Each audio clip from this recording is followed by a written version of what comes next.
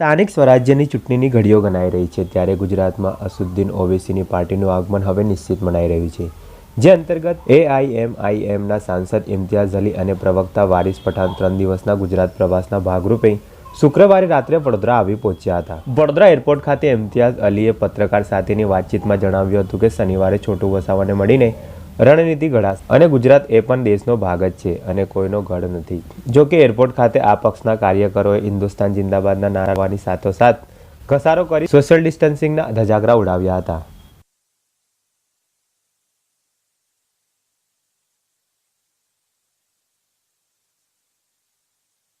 हम समझते हैं कि पिछले कई सालों से जो गुजरात के आवाम की जो एक ख्वाहिश थी कि मजलिस इत्तेहादुल मुस्लिमीन एमआईएम पार्टी भी गुजरात में आना चाहिए, वो ख्वाहिश अब पूरी होने जा रही है, क्योंकि बैरिस्टर असदुद्दीन अवैसी साहब ने और हमारे बीटीपी पार्टी के जो अध्यक्ष है छोटू भाई वसावा साहब, ये दोनों ने तय किया है कि आगामी चुनाव में ये साथ में मिलकर चुनाव लड़ेंगे। और जब से ये घोषणा हुई है तो आप देख सकते हैं कि पूरे गुजरात के अंदर जिस तरह का माहौल है और जो रिस्पांस है यहाँ की जनता का, तो यकीनन हमारा भी उत्साह ये बढ़ाता है और हम गुजरात को एक बहुत अहम सेंटर मानते हैं, एक बहुत अहम राज्य मानते हैं, क्योंकि यहाँ पर कुछ राजनीतिक पार्टियों ने ये समझ के रखा है कि ये हमारा गढ़ है और इस गढ़ को कोई हिला नहीं सकता है, इस गढ़ के अंदर कोई आ नहीं सकता है। हम आए हैं लोगों के बीच, लोगों की मांग के ऊपर। लोगों ने ख्वाहिश जाहिर की थी कि बैरिस्टर असदुद्दीन अवैसी साहब ने गुजरात में आना चाहिए, इसी के तहत हम लोग यहाँ पर आए हैं। आज बड़ौदा में रहेंगे, जितने भी जिम्मेदार लोग रहेंगे उनसे मुलाकात करेंगे। कल हम भरूच जाएंगे, जहाँ पर छोटू भाई वसावा साहब और उनके जितने भी पार्टी के नेता लोग हैं उनके साथ मुलाकात करेंगे और आगे की रणनीति क्या होगी, किस तरह से आगे हम बढ़ेंगे, इस बारे में चर्चा करेंगे।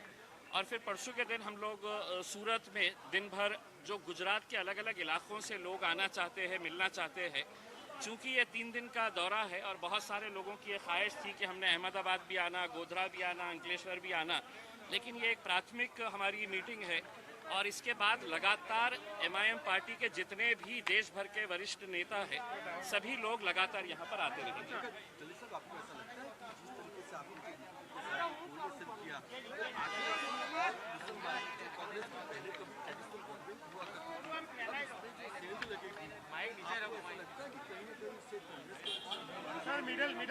देखिए, ये सवाल हमसे बार बार यही पूछा जाता है कि आपके आने से किसको नुकसान होने वाला है, किसको फ़ायदा होने वाला है।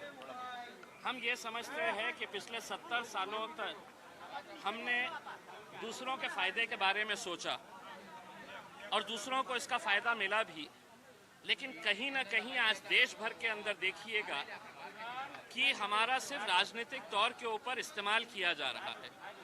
हम कहीं पर भी ये दावा करने के लिए नहीं आए हैं, कहीं पर भी ये बोलकर नहीं आए हैं कि हम गुजरात आ रहे हैं तो यहाँ पे सिर्फ मुसलमानों की हम नुमाइंदगी करने के लिए आए हैं।